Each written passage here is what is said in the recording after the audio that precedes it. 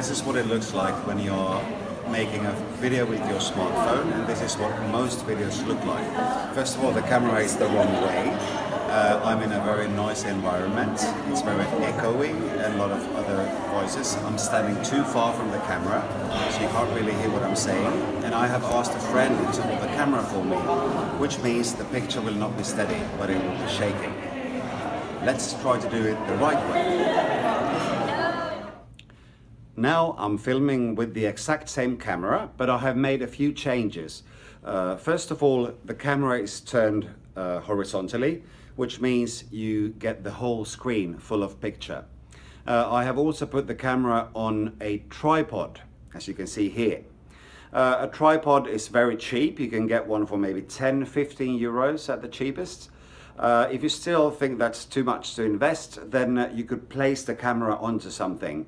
And if you can't find anything that high, then at least your friend filming you could support their hand or their elbow on a table or something, just to make the picture shake less. You can hear me much better now. That's because I'm standing closer to the camera, and also here I'm surrounded by fabrics, so that means there's less echo in the room.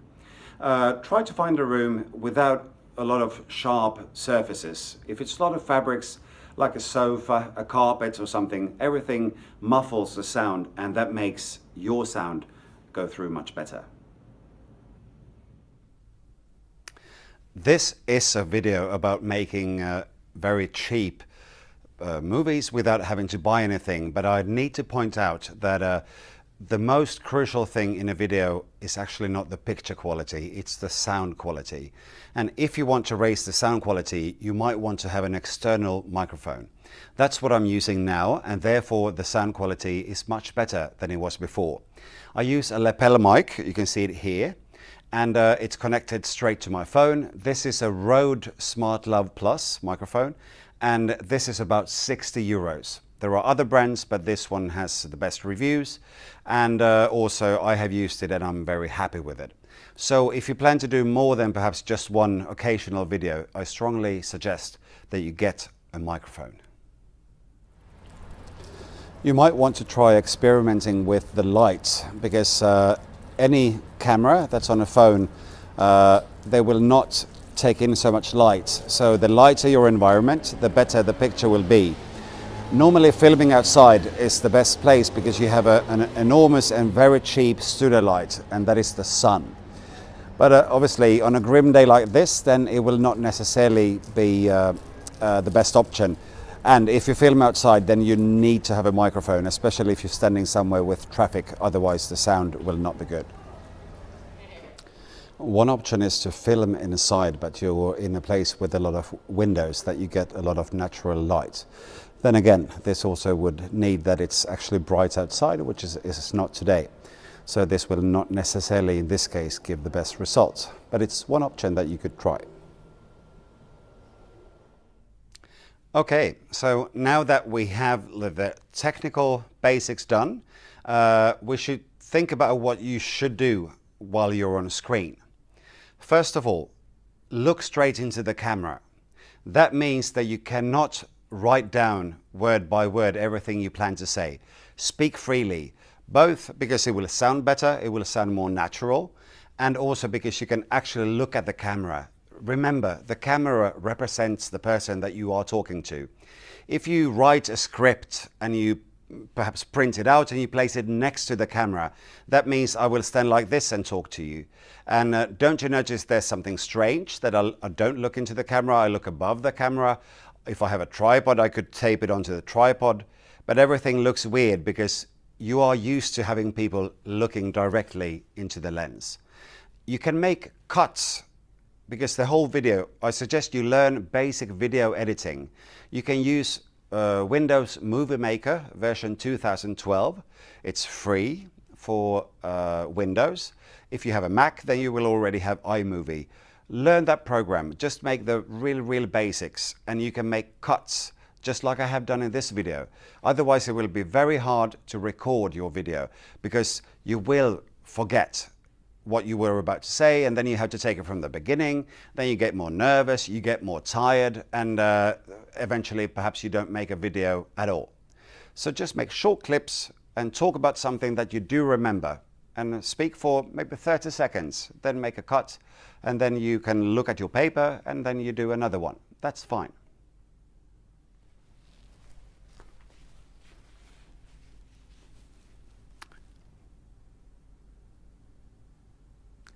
Since you probably operate the camera yourself when you have a tripod, I think it's a good idea to always leave 3 seconds after you have reached your position before you start talking, because that way it's much easier to make the cuts when you're editing your video. Exactly the same thing goes for when you stop speaking in a clip. Then you should always leave 3 seconds that you don't make any facial expressions, you just calmly look into the camera like this.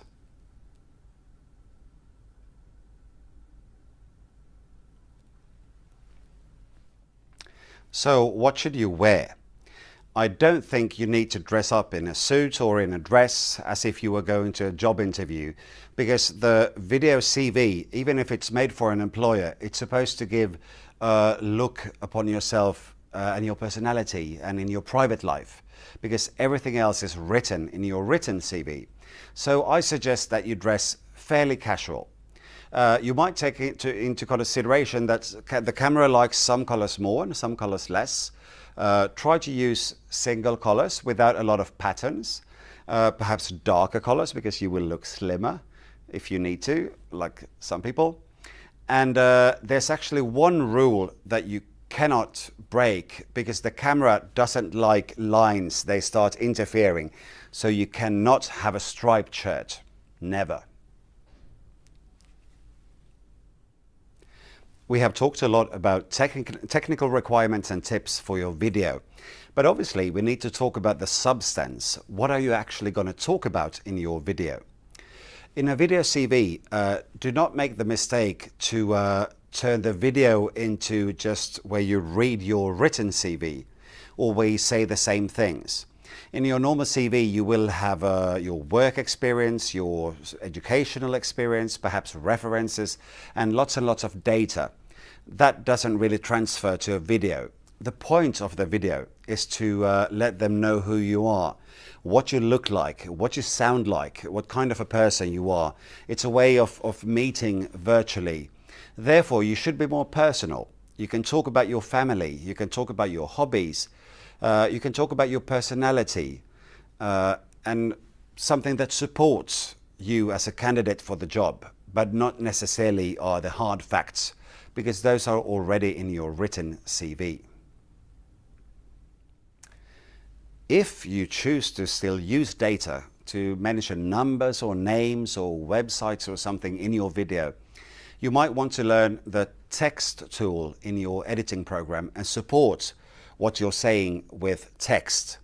For instance, if I was to mention that I have a master's degree in philosophy from blah blah university in 1950, then it could be a good idea to make a sign that I put into the video where all this data is given at the same time that I'm saying it. It makes it much easier to comprehend. Speaking of which, if you are making this video CV in a foreign language, and you have an accent especially, then it might be a good idea to make subtitles. Because with less than perfect audio quality and your accent, it might be hard for a person to understand what you're talking about. It might actually be a good idea to make subtitles even if you are speaking your own language. That is especially true if you make something for social media, like for Facebook, for instance, because people will find your video while they browse. And the default setting is that the sound will not be on. So if you just talk, they will not know what you're talking about. But if you have made captions, then they will see what you're talking about, and that might catch their attention, and they will click on your video and watch it. So, a brief repetition. Hold the camera in horizontal mode. Use a tripod or some sort of support to make a stable picture. Stand close to the camera. Find a quiet space to film in. Make short clips and cut between them. Look into the camera. Try out different surroundings for the lights. Stand still 3 seconds before and after talking in your video clip. Dress casually, single colors preferred and no stripes or small patterns. Talk about personal things. Do not present a lot of data, but if you do, support them with text. Use subtitles if you have an accent or if you notice inferior sound quality on your clip.